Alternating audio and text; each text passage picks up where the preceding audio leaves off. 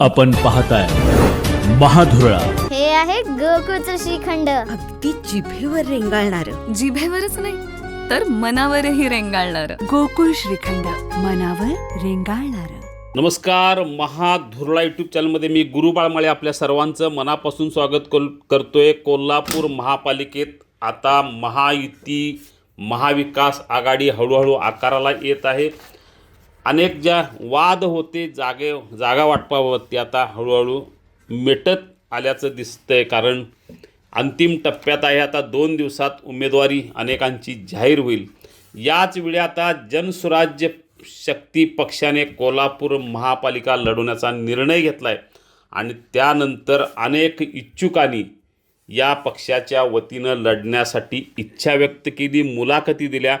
आज जनसुराज्य शक्ती पक्षाचे संस्थापक आमदार विनय कोरे, आमदार अशोकराव माने, प्रदेशाध्यक्ष समित कदम, महेश बराले, शांतीबाई लिंबाने यांच्यासह अनेकांनी काही इच्छुकांच्या मुलाखती घेतल्या.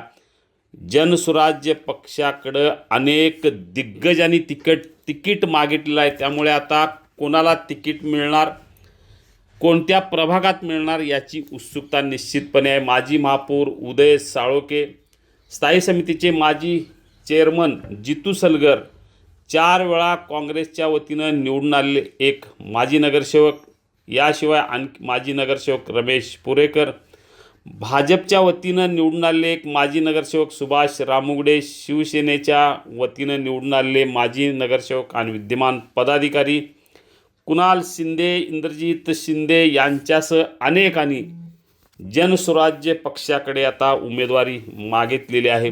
साधारणतः 5 ते 6 जागा जनसुराज्य पक्ष लढवणार हे नक्की आहे आणि महायुतीच्या माध्यमातून लढवणार असल्यामुळं आता भाजपच्या कोट्यातून जनसुराजला जागा मिळणार की जनसुराजला स्वतंत्र जागा मिळणार याची आता उत्सुकता आहे. एकूणच जनसुराज्य पक्षानं अचानक महापालिकेच्या राजकारणात आत्ता एंट्री केल्यामुळं महायुतीमध्ये जागा वाटपाचा पुन्हा एकदा तिढा होणार का या संदर्भात आता चर्चा सुरू झालेली आहे. कारण मुळात महायुतीमध्ये भाजप, शिंदेसेना आणि राष्ट्रवादी यांच्यात जागा वाटपासंदर्भात गेले 2-3 दिवस चर्चा सुरू आहे.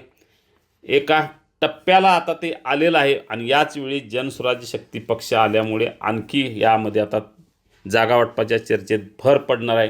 एकूणच सध्या तरी जनसुराज्य पक्षाकडं अनेक दिग्गजांनी उमेदवारी मागितलेली आहे.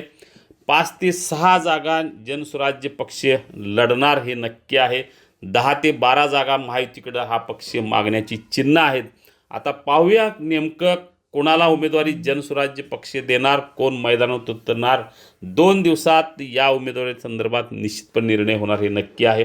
आपल्याला अशाच राजकीय बातम्या हव्या असतील तर आत्ताच सबस्क्राईब करा महाधुरळा यूट्यूब चॅनल. धन्यवाद.